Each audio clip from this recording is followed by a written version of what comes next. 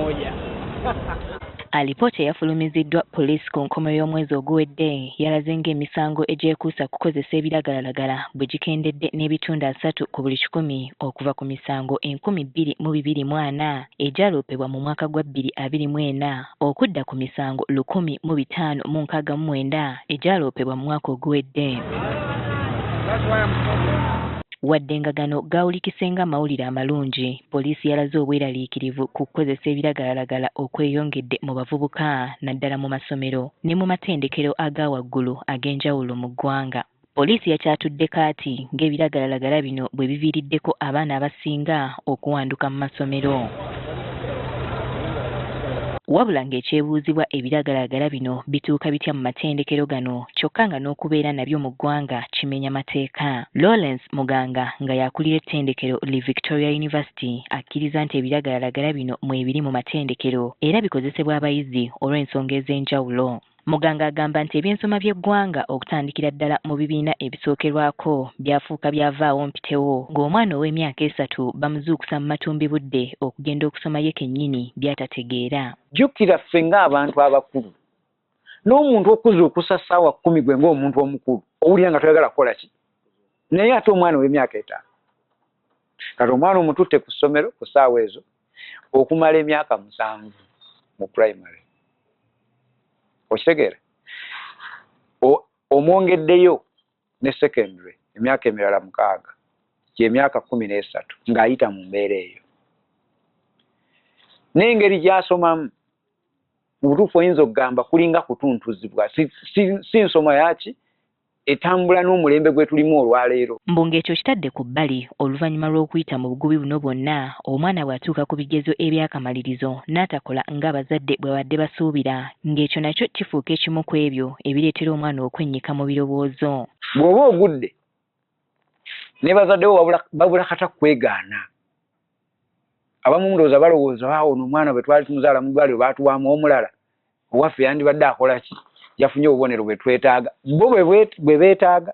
Naye kaakati mu mbeera ng'eyo aba ayina stress, afuna depression, afuna anxiety. Kyokka ekisinga okwennyamiza omwana agenda okumaliriza okusoma bino byonna mu myaka 13 agenda okutuuka mu matendekero aga waggulu nga mpaawo kye bimuyamba. Empisa gyayisibwamu emyaka egyo 13 mu butuufu ojja kusanga buli mwana bw'ogamba ku kusoma tayagala na kusoma.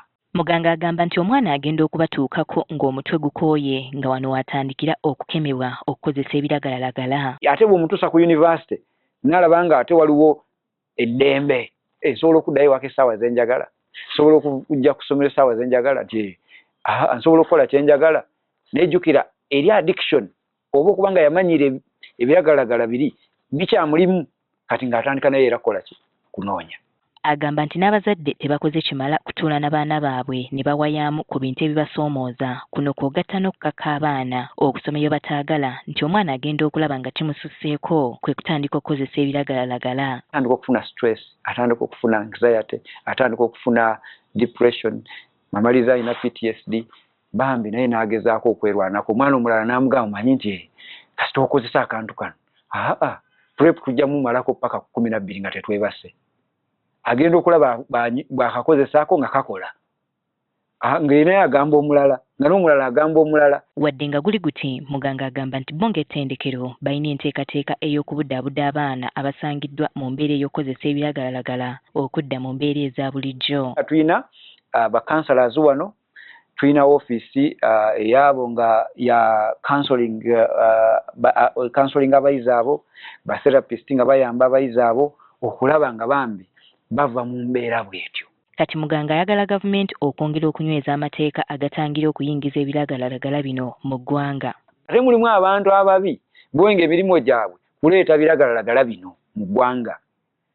Ffe nnyini teri ayinza kugamba nti amanyini gye bikola ki, gye biva. Paul Walulya nga musawo ajjanjaba abantu abasangiddwa nga bakozesa ebiragalalagala agamba nti ebiseera gye bizze bikyuka n'emirembe okukyuka. Walulya agamba nti abalwadde be abasinga ensangi zino baana bato okutandikira ku mutendera gwa primary nga kino kiva ku bazadde kwesuulirayo gwa naggamba. Nti omwana ayinza okukozesa ekiragalalagala ng'akikozesa mu maaso g'omuzadde naye nga omuzadde takimanya nti kino kiragalalagala oba kino kijja kutabula omwana wange oba kino ekintu kyekiri gettinga omwana wange into addiction abazadde tebakimanyi kati abazadde nze kyendaba nti abazadde twandigezizzaako nnyo twandeefubyeko nnyo okubanga tunoonyereza ne tutegeera nti omwana ono kiki kino kyakozesa oba tokitegeera kifune musabe mugambe nti njagala kulaabako kintu kino okikozesa ki kikuyamba ki nti kyokka bw'ayogerako ne balwadde be abasinga bamutegeeza nga bannaabwe oba mikwano gyabwe bwe gibasendasenda okukozesa ebiragalalagala bino kuba kati mukwano gwe yaaba amufulasinga nnyo ng'amwagala nnyo okusingako bw'ate omuzadde yaagamba nti nze nedda nze mukwano gwange yaŋŋambye kozesa kano akantu kajja kuyamba kano akantu kajja kukola bwe kati kajja kuwa amaanyi kajja kuwa obuvumu kajja kuwa ebintu bingi ono aliko obubonero bw'awadde abazadde okusobola okulaba omwana atandise okukozesa ebiragalalagala bino. The way they conduct themselves changes. The way they spend time at home changes. Their talk changes. Their presentation changes. A child who used to desire being smart, he may not really get concerned about his smartness anymore.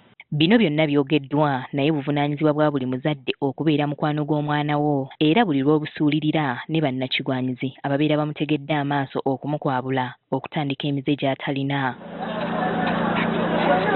Winnie Tessa Nakayinja, Agafeeyo ku Spark TV.